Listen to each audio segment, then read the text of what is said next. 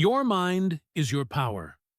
In a world that moves faster every day, stress and burnout aren't rare, they're routine. But what if your mind wasn't your weakness, but your greatest asset? This is your roadmap to mastering mental wellness and emotional intelligence, two forces that fuel clarity, confidence, connection, and resilience. This opening sets a powerful tone for the entire video. It positions the mind not as a fragile element susceptible to burnout or stress, but as a source of strength, clarity, and resilience when properly cultivated. The introduction challenges a common narrative, that our mental struggles are weaknesses. Instead, it reframes mental wellness and emotional intelligence as foundational skills, ones that can be trained, strengthened, and used to thrive in an overwhelming world. By connecting mental health, emotional mastery, and personal empowerment, this hook invites viewers to not just survive, but to transform how they relate to stress, self-awareness, and connection. It concludes with a compelling call to action to subscribe, offering future content as a valuable guide to continued growth. Subscribe now for life-changing insights that elevate your mindset and well-being. Understanding mental wellness. This chapter sets the foundation for the entire video by expanding the definition of mental wellness beyond the absence of mental illness. It emphasizes that true mental wellness includes emotional stability, psychological flexibility, and strong social relationships.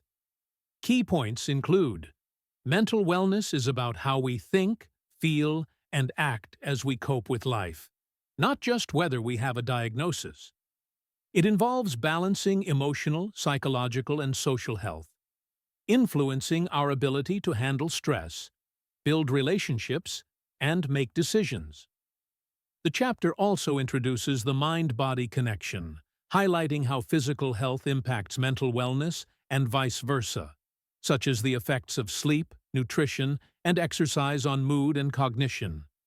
The goal is to help viewers view mental wellness as an active, lifelong practice, not a passive state, something to develop and maintain like physical fitness. Foundations of emotional intelligence. Emotional intelligence, EI, is the ability to recognize, understand, manage, and use emotions, both in ourselves and in others, to navigate life more effectively. It's not just about being emotionally aware, it's a powerful, learnable skill set that helps you build relationships, make sound decisions, and remain resilient under pressure. This chapter introduces the 5 core components of EI based on Daniel Goleman's widely accepted model. Self-awareness, recognizing your own emotions and how they affect your thoughts and behavior. Example: noticing you're feeling anxious before a meeting and identifying why. Self-regulation, managing your emotions in healthy ways, especially during stressful situations. Includes impulse control, adaptability, and staying calm under pressure. Motivation, inner drive to pursue goals with energy and persistence, not just for external rewards. Linked to growth mindset and resilience. Empathy, understanding others' emotions and responding with compassion. Vital for social awareness, conflict resolution, and building trust. Social skills, building healthy relationships, effective communication, influence, teamwork, managing conflict constructively, and inspiring collaboration. Why EI matters. Research shows emotional intelligence often outweighs IQ in personal and professional success. High EI individuals tend to be better leaders, more adaptable, and experience stronger emotional health. In this chapter, viewers are invited to view EI not as a fixed trait, but a lifelong skill set that can be trained and refined through practice, reflection, and intentional behavior. Self-awareness. The core competency. Self-awareness is the foundation of emotional intelligence, EI. It's the ability to recognize and understand your own emotions, thoughts, and behaviors in the moment, and how they influence your actions and interactions.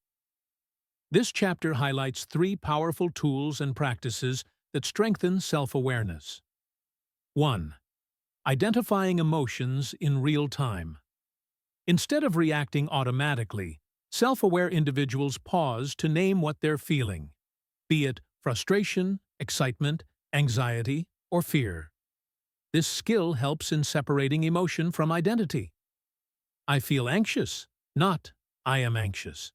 Recognizing emotions before they escalate is essential to managing stress, communication, and decision-making. 2. Practicing mindfulness and journaling.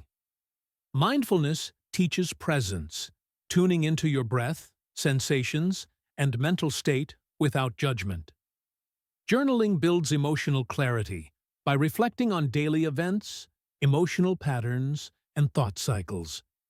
Together, they foster a deeper understanding of your mental landscape. 3. Understanding triggers and automatic thoughts. Everyone has emotional triggers, specific words, situations, or memories that ignite strong feelings. Self-awareness means recognizing those triggers and the automatic thoughts they provoke. This insight allows for thoughtful, values-driven responses rather than reactive outbursts. Subscribe for deeper insights into mastering your inner world. Stress and anxiety management. Stress and anxiety are natural human responses, but when left unmanaged, they can spiral into burnout, fatigue, and even serious mental and physical illness.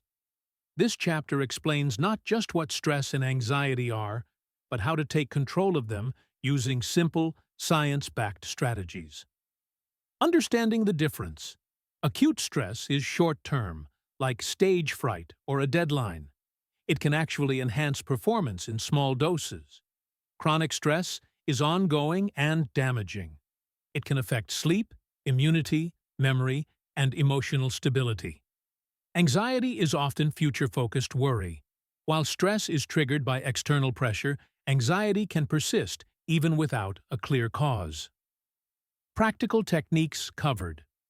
Breathwork. Deep breathing helps activate the parasympathetic nervous system, rest and digest. Simple techniques like box breathing or 4-7-8 calm the body in seconds. Grounding techniques help pull you out of anxiety spirals by reconnecting with the present. Examples: naming 5 things you see, hear, chew, touch, holding ice, or feeling your feet on the floor. Progressive muscle relaxation, PMR, involves tensing and releasing muscle groups one at a time to reduce tension and calm the body. Cognitive reframing challenge anxious thoughts and replace them with more balanced perspectives. Managing anxiety loops and overthinking. Recognize patterns like catastrophizing or mind reading. Journaling and thought records can help catch and question unhelpful beliefs. Regular exercise, social connection, and limited caffeine are also proven to reduce anxiety symptoms. The art of self-care is often misunderstood as indulgent or selfish, but this chapter redefines it as an essential, sustainable practice for mental and emotional resilience. What is self-care really? It's not just bubble baths or vacations. It's about intentionally meeting your needs in 4 key domains: physical, sleep, nutrition, movement, hydration, mental, managing stress, stimulating creativity, reducing information overload, emotional, setting boundaries, expressing feelings, journaling, therapy, spiritual, connecting with purpose, values, mindfulness, or faith. Why self-care isn't selfish? It's survival. Neglecting your own needs leads to burnout, resentment, and depletion. When you care for yourself, you become more emotionally available, clear-headed, and effective in every role: partner, parent, employee, or leader. Building a sustainable self-care routine. This chapter guides viewers to design personalized self-care rituals they can stick to. Small actions practiced regularly. Morning check-ins, 5 minutes of breathwork or journaling. Midday breaks without screens. Weekly emotional inventory or self-date. Setting digital boundaries after work hours. Boundaries, rest and permission to pause. A vital part of self-care is learning to say no without guilt.